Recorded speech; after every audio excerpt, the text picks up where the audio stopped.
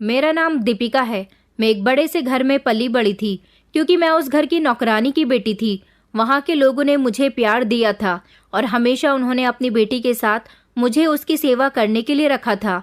मेरा सारा जीवन मेरी मालकिन की बेटी नम्रता के साथ गुजरा था। जब मेरी मालकिन की बेटी की शादी हुई तो मुझे उसके साथ उसकी नौकरानी बनाकर ससुराल भेज दिया गया। वहाँ जाने के बाद मेरा दिल मेरी मालकिन की बेटी के देवर पर आ गया और फिर मैंने सोचा कि क्यों ना मेरी शादी किसी तरह इसी घर में हो जाए, तो फिर मैं भी इस घर में नौकरानी नहीं बल्कि मालकिन बनकर रहूंगी, जिस तरह मेरी मालकिन की बेटी रहती है। बस यही सोचकर मैंने अपनी मालकिन की बेटी के देवर पर डोरे डालने शुरू कर दिए, क्योंकि मैं भी उनके घर की दौलत की हिस्सेदार बनना चाहती थी।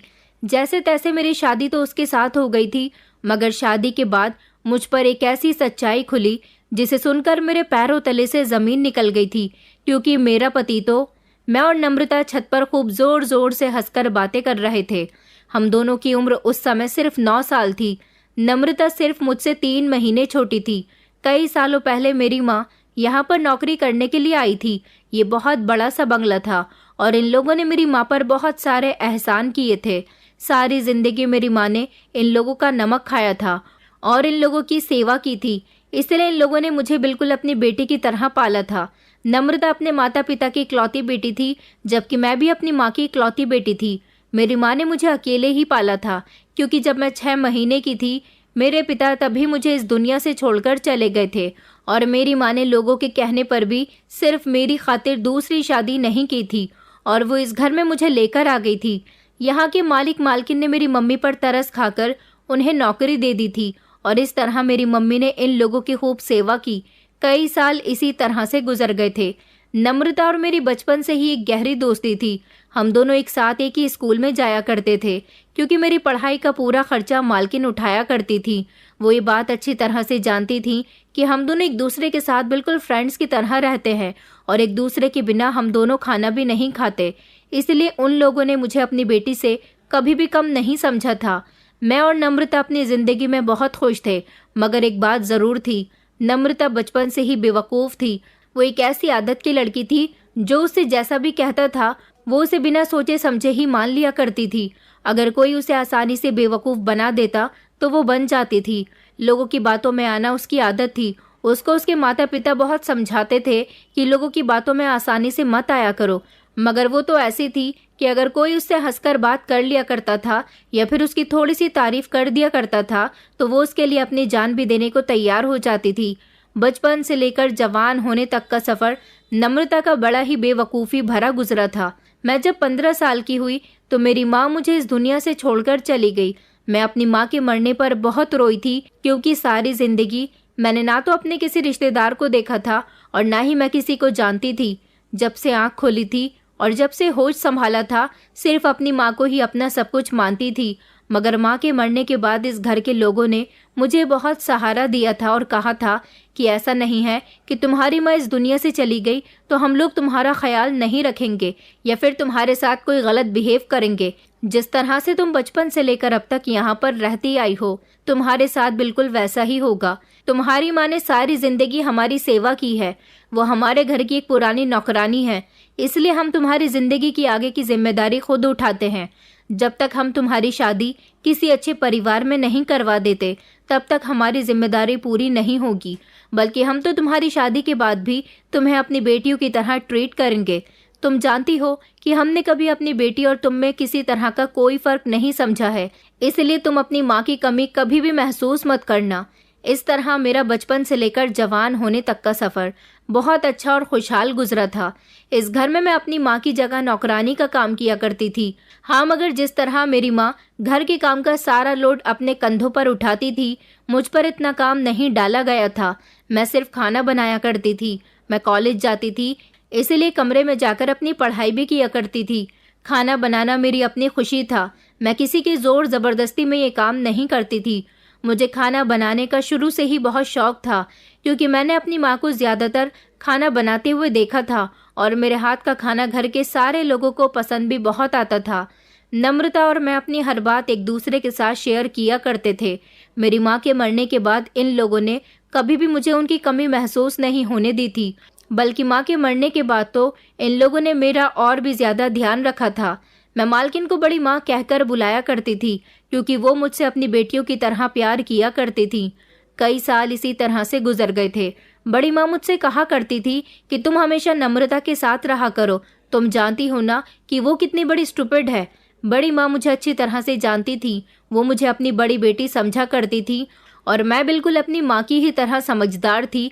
इसलिए वो चाहती थी कि मैं हमेशा उनकी बेटी के साथ किसी साई की तरह रहूं, क्योंकि मैंने कई बार नम्रता को मुसीबत से बाहर निकाला था। बचपन में भी एक बार जब हम दोनों अपनी क्लास में थे तो एक लड़की ने नम्रता को बेवकूफ़ बनाया था। उसने नम्रता से उसकी खूब तारीफ की और इस तरह वो उसकी दोस्त बन गई और कई दिनों तक वो उसको दोस्त बनाकर अपनी बातों में लेती रही। नम्रता से उस लड़की का दोस्ती करने का मकसद सिर्फ इतना ही था कि वो नम्रता का सबसे खूबसूरत और कीमती पेंडेंट लेना चाहती थी जो उसे बहुत पसंद आ रहा था। वो डायरेक्टली तो उससे बोलकर उसका वो पेंडेंट नहीं ले सकती थी, इसलिए उसने सोचा कि वो नम्रता को अपनी चिकनी चुपड़ी बातों में फंसा ले और फिर नम्रता खुद ही उसे अपना पेंडेंट उतार कर दे दे। उसने एक दिन नम्रता को अपनी परेशानियां सुनाई और वो कहने लगी कि तुम तो बहुत खूबसूरत पेंडेंट पहन रही हो, ये तो बहुत कीमती होगा। नम्रता ने उसे बता दिया था कि वो पेंडेंट पूरे 80,000 रुपए का है और ये पेंडेंट उसके पापा ने उसे उसके बर्थडे पर गिफ्ट किया था। वो लड़की कहने को तो खुद भी एक अमीर परिवार की थी, लेकिन उसने झूठ बोलकर नम्रता से पेंडेंट लेना चाहा। नम्रता से वो कहने लगी कि मेरे पापा की तबीयत बहुत ख़राब है, वो घर में बीमार पड़े हुए हैं, जबकि मेरी माँ भी बूढ़ी हो चुकी है। घर में कमाने वाला कोई भी नहीं है, मुझे अपनी फ़ीस भी जमा करनी है। प्रिंसिपल हर रोज़ मुझसे यही कहती है कि जल्दी से अपनी फ़ीस भर दो वरना हम तुम्हारा स्कूल से नाम काट देंगे।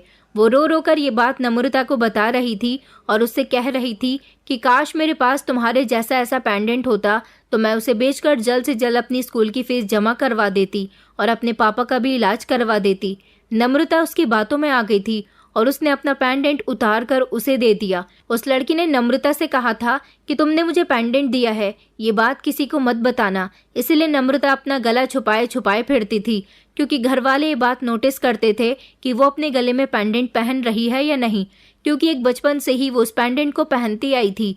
एक दिन मैंने ये बात नोटिस कर ली कि नम्रता के गले में पेंडेंट नहीं है, इसलिए मैंने उससे सवाल किया कि तुम्हारा पेंडेंट कहाँ चला गया, क्या तुमने कहीं गिरा दिया या फिर तुम पहनना भूल गई हो। मेरी बात सुनकर नम्रता बहुत घबरा गई थी और अपने गले को छुपाने की कोशिश करने लगी।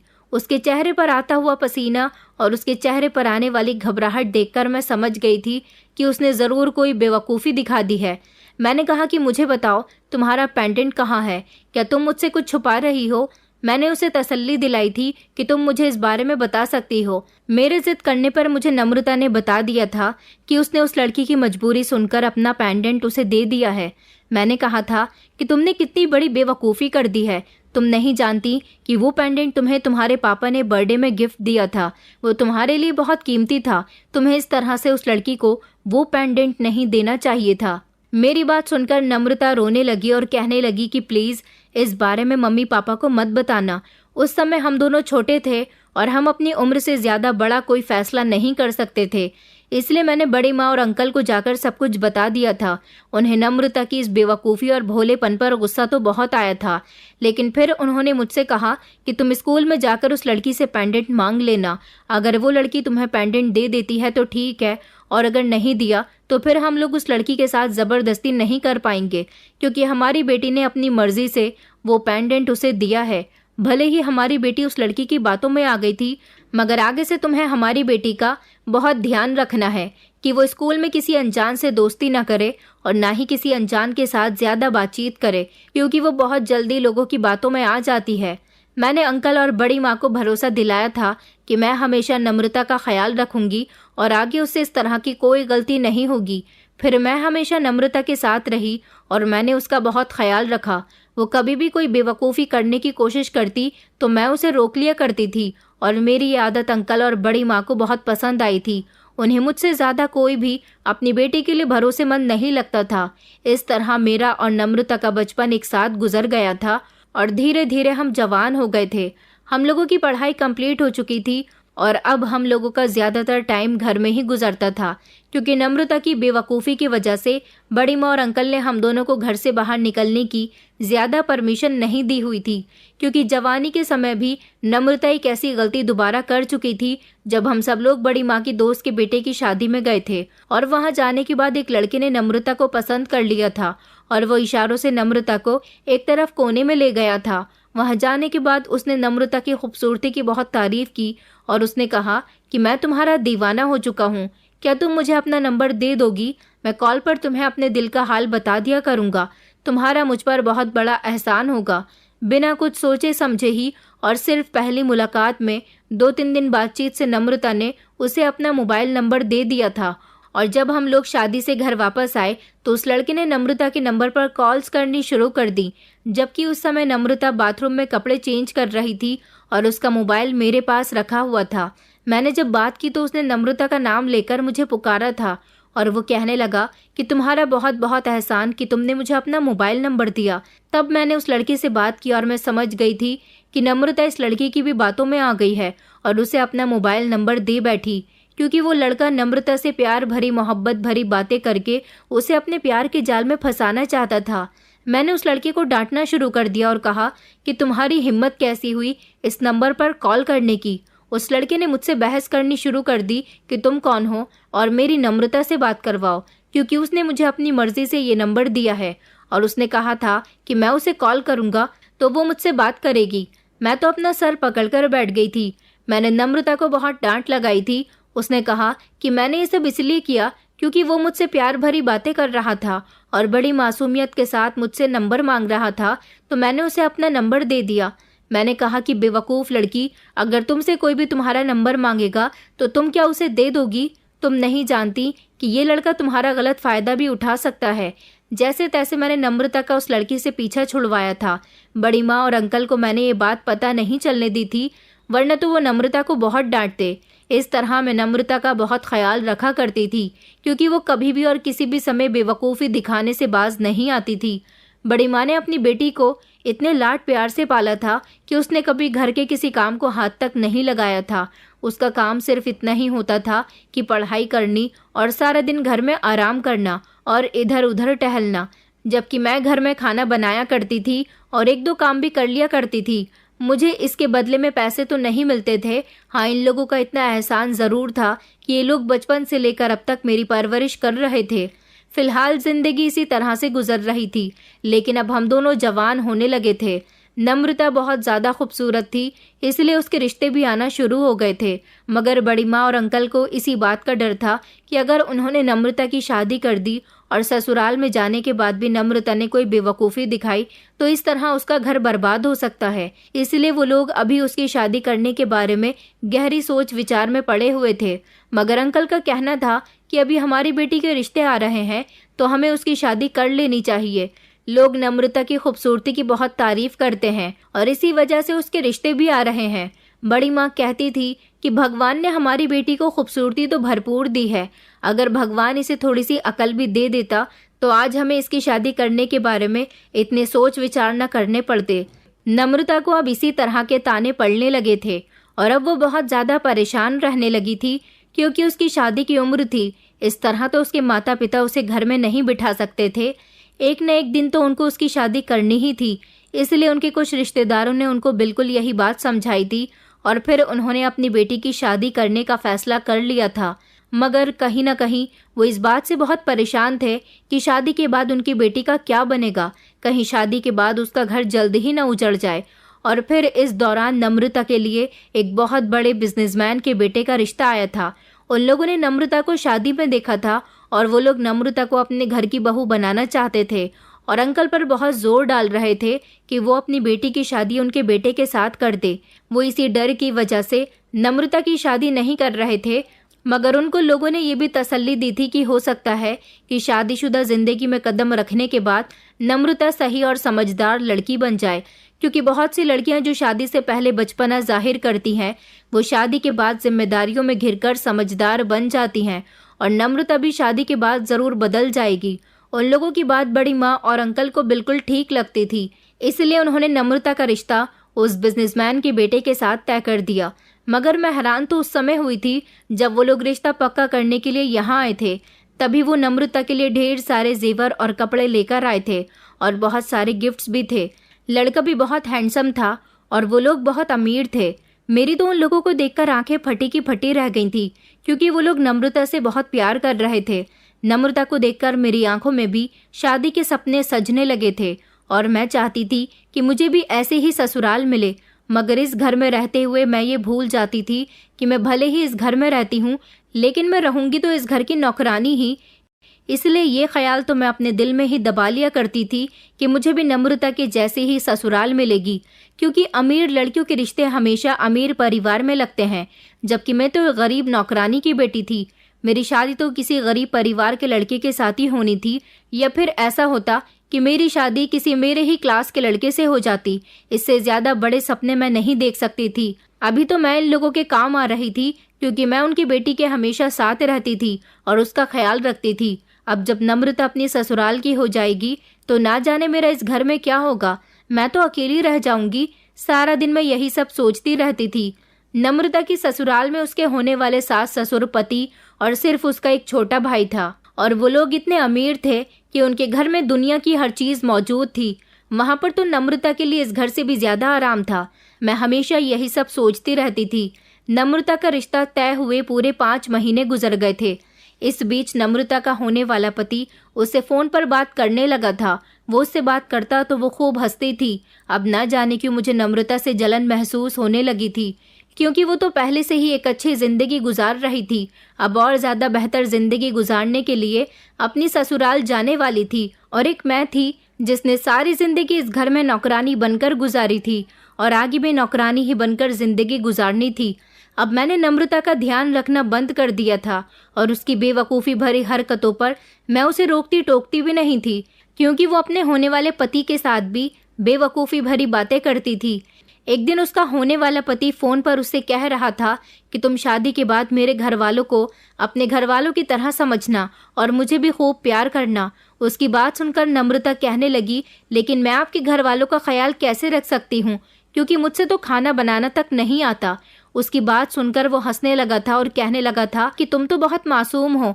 भला तुम्हें हम लोगों को खुश रखने के लिए खाना बनाने की क्या ज़रूरत है, जबकि हमारे घर में तो ढेर सारे नौकर मौजूद हैं। अंकल और बड़ी माँ को ये बात नहीं पता थी कि नम्रता अपने होने वाले पति से फ़ोन पर बात भी करती है, मगर एक दिन उसने अपनी बेवकूफ़ी की वजह से ये बात भी उनके सामने जाहिर कर दी थी। जब सब लोग एक साथ बैठकर खाना खा रहे थे और नम्रता के मोबाइल पर उसके होने वाले पति की कॉल आई, तो उसने ये बात छुपाने की कोशिश की, लेकिन फिर भी ये बात तुम लोगों के सामने इस तरह आ गई कि फ़ोन आते ही उसने फ़ोन रिसीव करके बता दिया कि मैं अपने घर वालों के साथ बैठकर खाना खा रही हूँ। फ़ोन मत करो, वरना मेरे मम्मी पापा समझ जाएंगे कि मेरी बात तुमसे होती है। जबकि हम सब लोग अपनी आंखों के सामने अमृता को ये बात कहते हुए देख रहे थे। उस हिसाब से उन लोगों ने अंदाज़ा लगा लिया था कि वो अपने होने वाले पति से बात कर रही है, और फिर उन्होंने मुझे इस पहरे पर लगा दिया था कि नम्रता अगर अपने होने वाले पति से कोई भी गलत बात करे तो उसे समझाओ और उसे गलती करने से रोको, क्योंकि उसकी बेवकूफ़ी की वजह से उसका रिश्ता भी ख़त्म हो सकता है। उन लोगों ने अब नम्रता की शादी जल्द से जल्द करने का फैसला कर लिया था, मगर मैंने ठान लिया था कि अब मैं नम्रता को कोई भी गलती करने से नहीं रोकूंगी। अगर उसकी बेवकूफ़ी की वजह से उसका रिश्ता ख़त्म होता है तो होता रहे।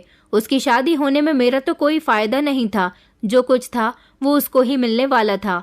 मेरा क्या था, मैं तो खाली हाथ और खाली हाथी रह जाने वाली थी। मैंने अब नम्रता से दूरी बनाना शुरू कर दी थी, क्योंकि जितने उसके शादी के दिन करीब आ रहे थे उतनी ही मुझे उससे जलन महसूस होने लगी थी कि वो इतने अच्छे परिवार में शादी करके क्यों जा रही है। धीरे धीरे नम्रता की शादी के दिन करीब आ गए थे। मुझे उसकी शादी की बिल्कुल भी खुशी नहीं थी। फिर एक दिन बड़ी माँ ने मुझे एक ऐसी बात बताई जिसे सुनकर मैं खुशी से उछल पड़ी थी। उन्होंने मुझे अपने कमरे में बुलाया और कहने लगी कि मुझे तुमसे कुछ ज़रूरी बात करनी है। उन्होंने मुझसे कहा कि दीपिका, मैं चाहती हूँ कि तुम मेरी बेटी का ख्याल रखने के लिए उसकी ससुराल में चली जाओ। दरअसल हम लोगों ने फैसला किया है कि तुमने सारी ज़िंदगी उसका बहुत ख्याल रखा, उसको बड़ी बड़ी मुसीबतों से बचाया है, इसलिए आने वाले समय में भी तुम उसका साथ दो। हम तुम्हें नम्रता के साथ दहेज में यहाँ से विदा करके उसके ससुराल भेजेंगे। वहाँ जाने के बाद तुम नम्रता की पर्सनल नौकरानी रहोगी, उसका ख्याल रखोगी और उसे हर गलत काम करने से रोकोगी। हमें तुम पर बहुत भरोसा है। हम जानते हैं कि तुम्हारे होते हुए कभी भी मेरी बेटी का घर खराब नहीं होगा। उन्होंने कहा, क्या तुम हमारा ये काम करने के लिए तैयार हो? क्योंकि जिस तरह से तुम इस घर में रहती आई हो उसी तरह से तुम्हें शादी के बाद नम्रता की ससुराल में भी रहना होगा। बचपन से ही तुम उसकी सहेली रही हो, वो तुमसे बहुत अटैच है। तुम उसके साथ ससुराल जाओगी तो वो भी वहाँ कोई बेवकूफ़ी नहीं करेगी। बड़ी माँ की बात सुनकर जैसे मैं तो एक अजीब से कन्फ्यूज़न का शिकार हो गई थी। मेरे मुंह से शब्द ही नहीं निकल रहे थे कि मैं उनसे क्या कहूँ। फिर मैंने उनसे कहा कि मैं आपके कहने के मुताबिक नम्रता के साथ चली जाऊंगी, मगर क्या उसके ससुराल वाले ये बात बर्दाश्त कर सकेंगे कि नम्रता अपने साथ दहेज में एक नौकरानी लेकर आई है? मेरी बात सुनकर वो कहने लगी कि हाँ, इस बारे में हम लोगों ने उनसे पहले ही बात कर ली है। हमने उन्हें यही बताया है कि हम अपने घर की नौकरानी जो बचपन से ही नम्रता के साथ रही है उसी को हम उसके साथ ससुराल में भेज रहे हैं, क्योंकि वो उसके साथ बहुत अटैच रही है। अब शायद अगर वो उससे अलग होगी तो उसके दिल को सदमा भी पहुंच सकता है। बस अपनी बेटी की खुशियों की खातिर हम यहाँ से लड़की आपके घर भेजना चाहते हैं। उन लोगों का कहना है कि पहले से ही हमारे घर में काफ़ी सारे नौकर हैं, अगर एक नौकरानी और आ जाएगी तो इसमें कोई दिक्कत नहीं है।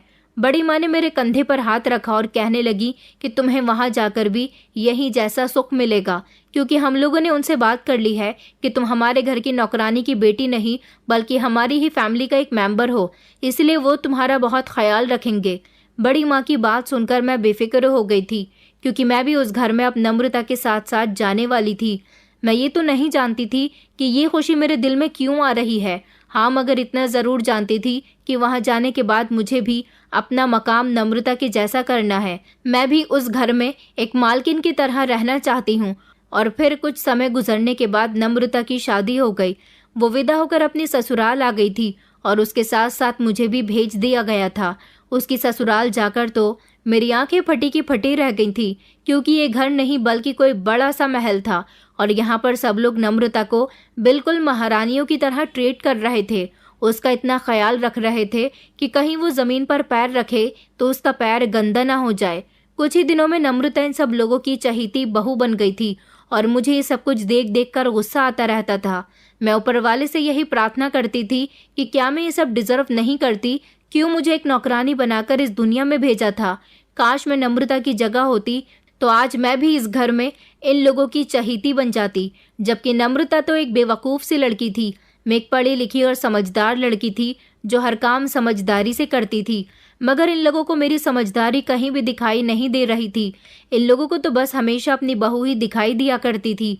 यहाँ पर मैं नम्रता के सारे काम करती थी, क्योंकि इस घर के सारे ही लोग अलग अलग तरह का खाना खाते थे। नम्रता भी इस घर के बनने वाले खाने से डिफरेंट खाना खाया करती थी और मैं जानती थी कि वो किस तरह का खाना खाती थी। इसलिए मुझे उसकी सास ने ऑर्डर दिया हुआ था कि मैं उसकी पसंद का ही खाना बनाकर उसको दिया करूं। उसके खाने पीने से लेकर उसके पहनने ओढ़ने और छोटी से छोटी चीज़ का मुझे ख्याल रखने के लिए कहा गया था। मैं तो यहाँ आकर नम्रता की गुलाम बनकर रह गई थी।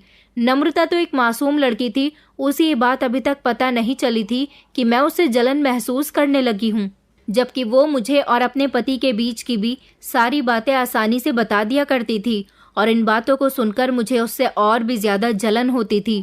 और बस मेरा दिल करता था कि जिस जगह नम्रता है मैं झट से उस जगह पर आ जाऊं और ये सारे सुख मेरे हो जाएं, मगर ऐसा तो होना नामुमकिन था। नम्रता के पति ने उसे शादी की रात मुंह दिखाई में डायमंड का सेट दिया था, जबकि शादी के कुछ दिनों के बाद ही उसके पति ने हनीमून पर यूरोप जाने के लिए फ्लाइट्स के टिकट भी बुक कर दिए थे। मुझे तो बहुत गुस्सा आ रहा था कि वो बेवकूफ़ लड़की जो शादी से पहले मेरे बिना घर से बाहर तक नहीं निकलती थी, अब वो अगर अपने पति के साथ हनीमून पर जाएगी तो ज़रूर अपना रिश्ता ख़राब कर बैठेगी।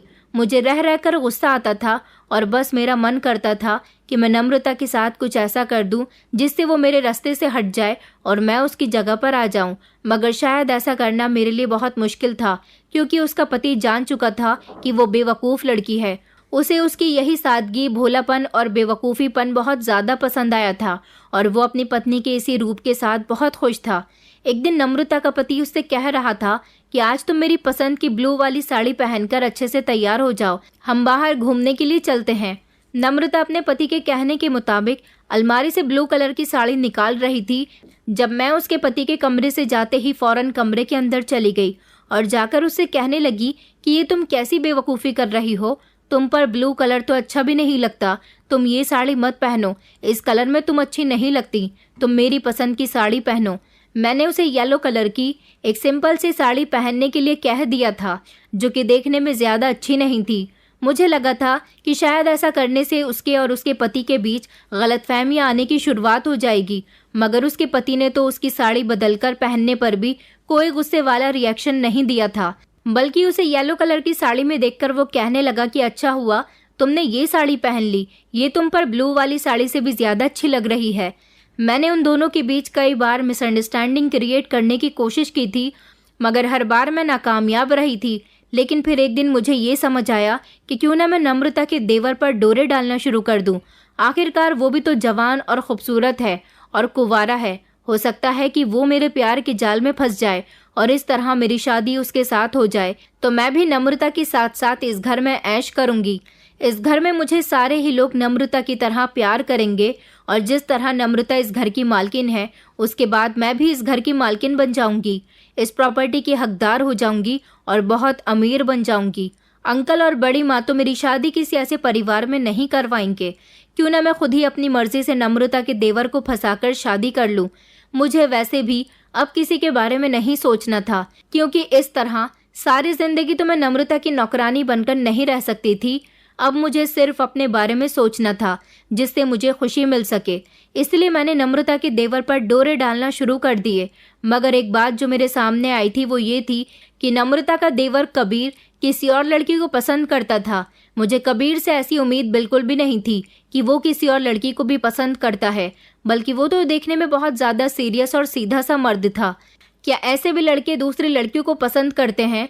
अब मेरे लिए ये काम और भी ज़्यादा मुश्किल हो गया था कि मुझे किस तरह से कबीर को अपने प्यार के जाल में फंसाना है और उससे शादी करनी है।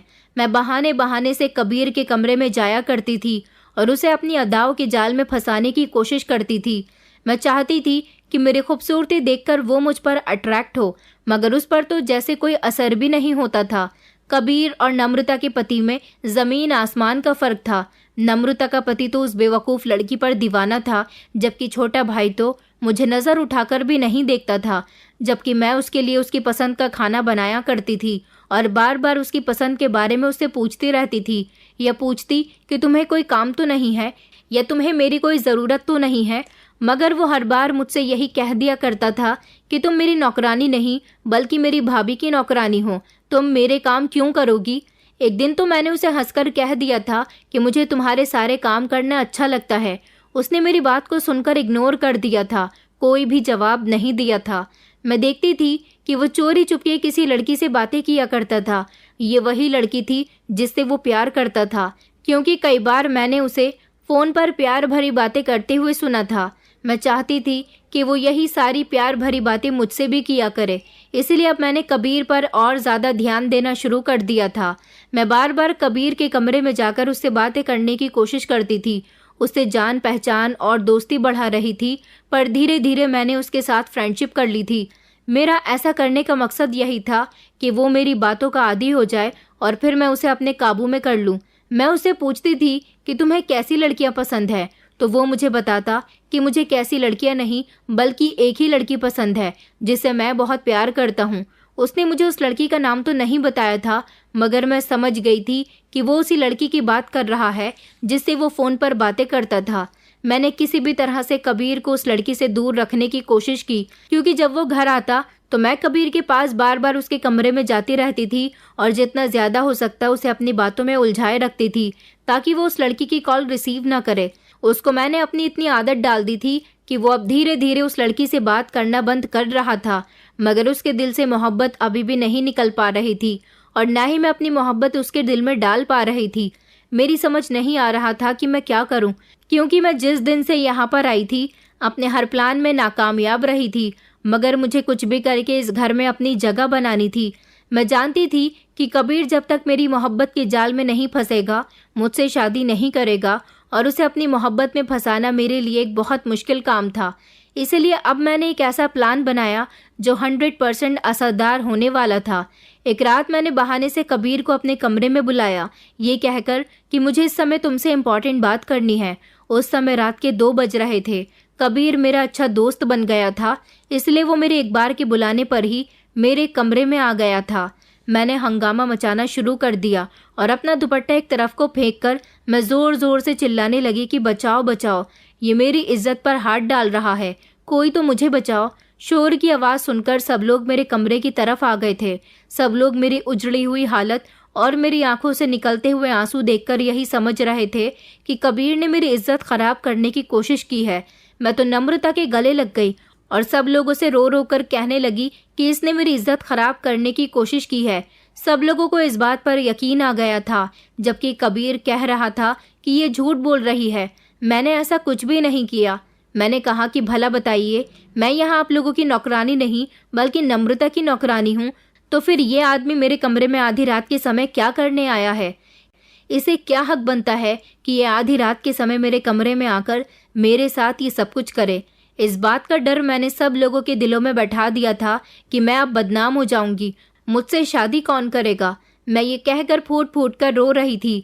मैंने कहा कि गांव वालों को ये बात पता चल गई तो कोई भी मुझसे शादी नहीं करेगा, क्योंकि बड़ी माँ और अंकल ये बात जानते थे कि मेरे कुछ रिश्तेदार गांव में रहते हैं और गांव के रिवाज तो वैसे भी बहुत सख्त होते हैं।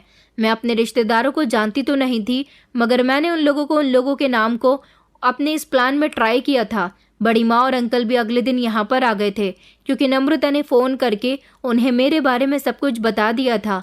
मैंने भी 1 की 2 लगाकर ये बात बड़ी माँ को बताई थी कि किस तरह से कबीर मेरे कमरे में आया था और उसने मुझे बर्बाद करने की कोशिश की थी। मैंने रो रो कर उनसे कहा कि अब आप ही बताइए, आखिर मेरा क्या होगा, कौन मुझसे शादी करेगा? बड़ी माँ कहने लगी कि तुम परेशान मत हो, हम सब कुछ सॉल्व कर लेंगे। न जाने इन बड़े लोगों के बीच आपस में क्या बात हुई कि सब लोग मेरी शादी कबीर से करवाने पर तैयार हो गए थे और इस तरह मेरी शादी कबीर के साथ हो गई थी। मैं जानती थी कि कबीर हम दोनों की शादी से खुश नहीं है, क्योंकि वो मुझसे प्यार नहीं करता था बल्कि किसी और लड़की को चाहता था और उसी के साथ शादी करना उसका मकसद था। और अब उसके सामने मेरी भी सच्चाई खुल गई थी कि मैंने झूठ बोला था। कबीर के दिल को बहुत ठेस पहुंची थी। घर वालों ने जबरदस्ती मेरे साथ उसकी शादी करवा दी थी। कहने को तो वो लाख मना कर रहा था कि उसे मेरे साथ शादी नहीं करनी, मगर अब उसकी कोई भी बात चलने वाली नहीं थी, क्योंकि अब फैसला घर के बड़ों के हाथ में आ गया था।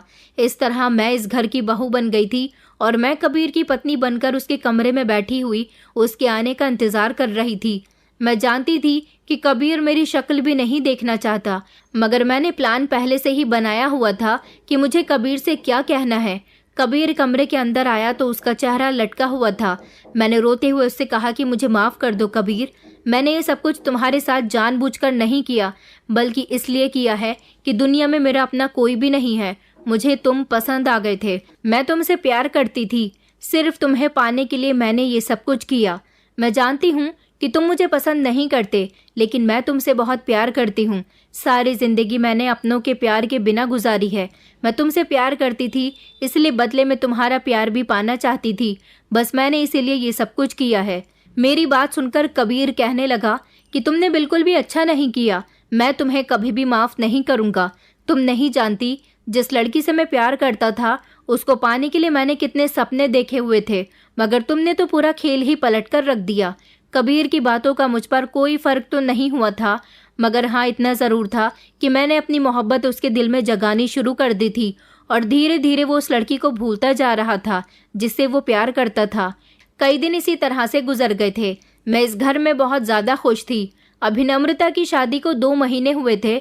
नम्रता हनीमून पर जाने की तैयारी कर रही थी, क्योंकि उसका पति इससे पहले काम में बिजी था और अब हमारी शादी की वजह से वो लोग हनीमून पर नहीं जा पाए थे।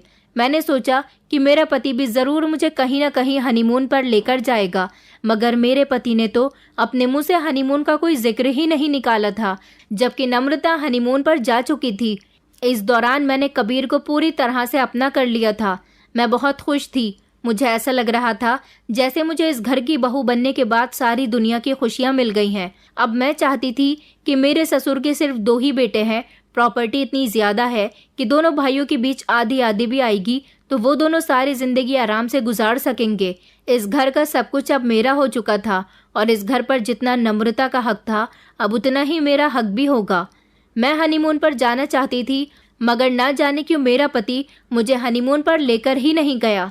2 महीने के हनीमून ट्रिप से फ्री होकर नम्रता घर वापस आ गई थी, मगर मैं इस बात से हैरान थी कि मेरी सास अभी भी जितना प्यार नम्रता से करती थी उतना प्यार मुझसे नहीं कर रही थी।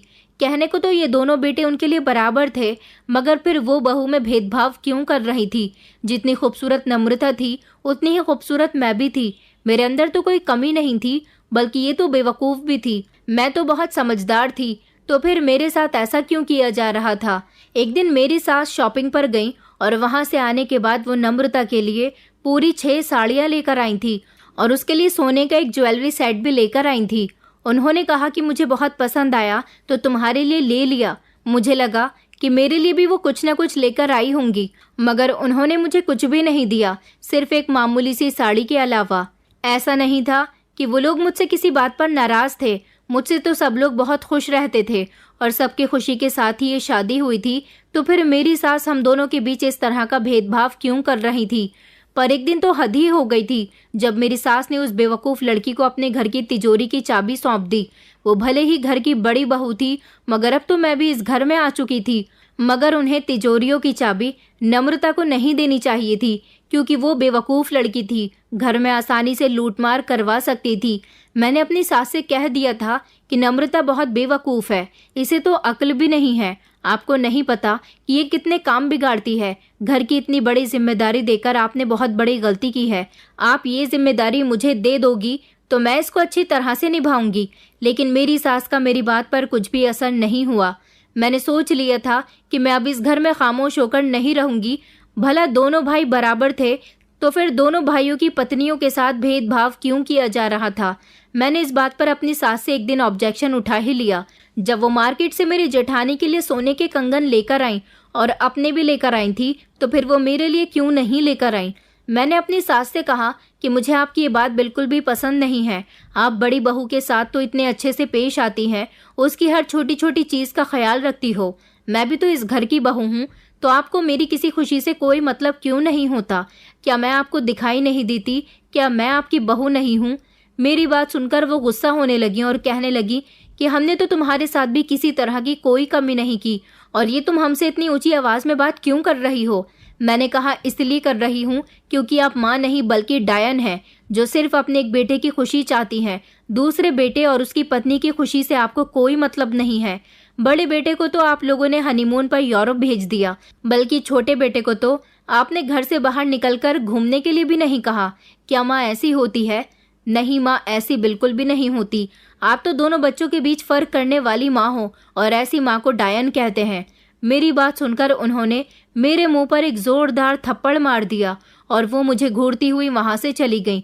मुझे तो अपनी सास पर आज बहुत ही गुस्सा आ रहा था। मुझे तसल्ली देने के लिए नम्रता मेरे करीब आई तो मैंने उसे धक्का दे दिया और कहा कि ये सब कुछ तुम्हारी वजह से हो रहा है। तुम जैसी बेवकूफ़ लड़की, जिसे इस दुनिया में कोई भी आसानी से पागल बना सकता है, आज वो ससुराल की इतनी लाडली हो रही है कि किसी को इस बहू के होते हुए छोटी बहू दिखाई ही नहीं दे रही। आखिर तुमने ससुराल वालों पर क्या जादू कर दिया? नम्रता कहने लगी कि तुम ये कैसी बातें कर रही हो दीपिका?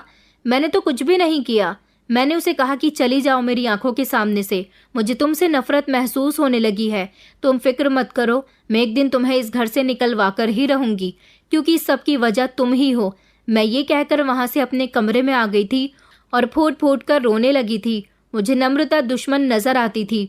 मैं अब उससे छोटी छोटी बात पर बहस करती थी। सब लोगों के सामने ये बात चीख चीख कर कहती थी कि ये एक बेवकूफ़ लड़की है। मैं उसे सबकी नज़रों में नीचा दिखाने की कोशिश करती थी, लेकिन कोई भी मेरी बात का यकीन नहीं करता था। एक दिन मेरे पति ने मुझे पैकिंग करने के लिए कहा। मुझे लगा कि मेरा पति मुझे हनीमून पर लेकर जाएगा, इसलिए मैंने जल्दी जल्दी सामान पैक कर लिया। लेकिन मेरा पति तो मुझे हनीमून पर नहीं बल्कि इस घर से अलग ले आया था। वहां जाने के बाद मेरे पति ने मुझसे कहा था कि ये हम दोनों का घर है। वो एक घर था जो इतना खूबसूरत नहीं था जितना कि नम्रता की ससुराल का घर था। ये तो एक मामूली सा घर था। मेरे पति ने मुझसे कहा कि अब हम दोनों इसी घर में रहेंगे। उसकी बात सुनकर तो मेरे होश उड़ गए थे। मैंने कहा ये हमारा घर नहीं है, हम लोगों का घर तो वो है। मेरा पति कहने लगा, दरअसल जिस घर को तुम अपना समझ रही हो वो हमारा अपना घर नहीं है, वो घर उन लोगों का ही है जो उस घर के मालिक है। मैंने कहा, क्या तुम उस घर के मालिक नहीं हो? ये तुम किस तरह की बेवकूफ़ी वाली बातें कर रहे हो? मेरा पति कहने लगा कि हाँ, मैं सच कह रहा हूँ, वो घर मेरा नहीं बल्कि उन लोगों का ही है। मैं इस घर में बचपन से रहता हूँ। मेरे पापा इस घर के ड्राइवर थे। एक दिन मालिक का झगड़ा एक बहुत बड़े गुंडे से हो गया था जिसने मालिक पर फायरिंग करने की कोशिश की थी, तो मेरे पापा सीना तानकर उनके आगे खड़े हो गए थे और उनके बदले की गोली अपने सीने पर खा ली थी। इस बात का एहसान इन लोगों ने मुझ पर इस तरह से चुकाया कि सारी जिंदगी मुझ में और अपने बेटे में किसी तरह का कोई फर्क नहीं किया। लोगों को भी यही लगता है कि मैं उनका बेटा हूँ, मगर मैं उनका बेटा नहीं हूँ, जबकि उनके घर के ड्राइवर का बेटा हूँ। मेरा बचपन और मेरी जिंदगी खराब ना हो जाए इसलिए वो लोग मुझे मेरी माँ के मरने के बाद यहाँ ले आए थे, क्योंकि पापा के मरने के बाद मम्मी मुझे पाल रही थी और ये लोग पापा के मरने के बाद भी उनकी सैलरी मेरी मम्मी तक पहुँचा दिया करते थे। लेकिन फिर जब मेरी मम्मी भी इस दुनिया से चली गई तो इन लोगों ने मुझे अपने घर में बेटे की तरह पाला और बड़ा किया। और जब तुमने मेरे ऊपर इल्ज़ाम लगाया कि मैंने तुम्हारी इज्जत के साथ खिलवाड़ किया तो उन लोगों को यही लगा कि मैंने तुम्हारे साथ ऐसा किया है, इसलिए उन्होंने मेरी शादी तुम्हारे साथ करवा दी। अब जिस तरह के हंगामे तुम घर में क्रिएट कर रही हो उस हिसाब से मालिक को लगा कि तुम्हारी वजह से उनके घर की सुख शांति खराब हो रही है, इसलिए उन्होंने ये घर मेरे नाम कर दिया जहाँ पर मैं तुम्हारे साथ सुखी रह सकूं। उनका कहना है कि हम तुम्हारी शादी कर चुके हैं और अपनी जिम्मेदारी से फ्री हो गए हैं। इस घर में खुशी खुशी रहो, क्योंकि तुम्हारी पत्नी को लगता है कि तुम उस घर के मालिक हो, मगर तुम नहीं जानती कि नौकर हमेशा नौकर ही रहता है, कभी मालिक नहीं बन सकता। जबकि तुम तो खुद एक नौकरानी की हैसियत से उस घर में आई थी, तो तुम्हें भी यही सोचना चाहिए कि तुम एक नौकरानी हो और कभी भी मालकिन की जगह नहीं ले सकती। मैं अच्छी तरह से जानता हूँ कि तुमने दौलत के लालच में आकर मेरे साथ ये सब कुछ किया था और इस घर की बहू बन गई थी, मगर देखो आज तुम्हारा यही लालच तुम्हें मुंह के बल ले गिरा। उस घर में रहने के लिए तुमने कितने जतन किए, लेकिन फिर भी आज तुम उस घर से निकल गई। अपने पति की बात सुनकर तो मेरे पैरों तले से जमीन निकल गई थी। मुझे यकीन ही नहीं हो रहा था कि वो सब कुछ सच कह रहा है। मैं तो हमेशा से यही समझती थी कि वो नम्रता का देवर है, मगर मुझे ये नहीं पता था कि इतनी लंबी कहानी है। मैं तो अपना सर पकड़कर रोने बैठ गई थी। मैंने अपने लिए क्या क्या सपने सजाए थे, मगर अब ये सारे सपने चूर हो गए थे। ये घर भी कोई इतना छोटा घर नहीं था, मगर मुझे तो वही घर अच्छा लगता था जिस घर में नम्रता रह रही थी। हमें कभी भी दूसरों की बराबरी नहीं करनी चाहिए, क्योंकि बराबरी करने वाला इंसान हमेशा अपने लिए नुकसान ही पैदा कर लेता है। मेरे साथ भी कुछ ऐसा ही हुआ था। नम्रता से जलन और उसकी बराबरी करने के चक्कर में मैं कहाँ से कहाँ पहुँच गई थी। अगर मैं सुख शांति से वहाँ रहती तो वो लोग मुझे और मेरे पति को कभी उस घर से नहीं निकालते, लेकिन मेरे नम्रता से गलत बिहेवियर और अपनी सास से बदतमीजी करने पर उन लोगों को यही लगा कि जब मेरा पति उस घर का मेंबर नहीं है और मैं उस घर की बहू नहीं हूँ तो उनके घर की सुख शांति क्यों खराब करूं। इसलिए उन्होंने खामोशी से मेरे पति को इस घर में मेरे साथ रहने के लिए कह दिया और कहा कि तुम्हें अगर किसी भी चीज़ की ज़रूरत हो तो हमें ज़रूर बताना, मगर तुम अब हमारे घर में नहीं रह सकते। वैसे भी आने वाले समय में तुम्हारा परिवार बढ़ेगा, इसलिए तुम अपनी पत्नी के साथ अलग ही रहोगे तो बेहतर होगा। उन लोगों के समझाने पर मेरा पति मुझे यहाँ लेकर तो आ गया था और अब मैं अपने पति के साथ एक मिडिल क्लास जिंदगी गुजार रही हूँ, क्योंकि मेरा पति उनकी कंपनी का मालिक नहीं बल्कि वहाँ पर नौकरी करने वाला एक एम्प्लॉय है जो वहाँ पर चंद पैसों की नौकरी करता है। मुझे लगता था कि मेरा पति उस घर का बेटा है, लेकिन वो घर का बेटा नहीं बल्कि नौकर ही था। उसकी कहानी भी कुछ मेरे जैसी ही थी। मुझे अपनी जिंदगी और अपने शातिर दिमाग पर बहुत गुस्सा आने लगा था। मुझसे अच्छी तो नम्रता थी जो भोलेपन में कुछ भी करती थी, मगर कभी भी भगवान ने उसके साथ कुछ गलत होने नहीं दिया। लेकिन मैंने जितनी समझदारी दिखाई थी उतनी ही मैं मुंह के बल गिर गई थी। अब जैसे तैसे करके मुझे कबीर के साथ इसी घर में गुजारा करना था। वहाँ पर तो ढेर सारे नौकर थे, यहाँ पर तो मुझे घर के सारे काम खुद ही करने पड़ते थे। मैंने कबीर से अपनी सारी गलतियों की माफ़ी मांग ली थी और कबीर ने मुझे माफ़ भी कर दिया था, क्योंकि अब मैं उसके साथ शादी के बंधन में बंध गई थी। मुझे मेरी गलती का एहसास हो गया था, इसलिए कबीर ने मुझे माफ़ कर दिया और अब मैं इन्हीं हालात में ज़िंदगी गुजार रही हूँ। मैं बंगले में जाकर सब लोगों से भी माफ़ी मांग आई थी और स्पेशली मैंने हाथ जोड़कर नम्रता से भी माफ़ी मांगी थी, जिसकी ज़िंदगी मैंने कई बार ख़राब करने की कोशिश की थी। नम्रता भी सीधे दिल की थी, उसने मुझे माफ़ कर दिया। कबीर मेरी सारी ज़रूरतों को पूरी करता है और मुझे हर तरह से खुश रखता था।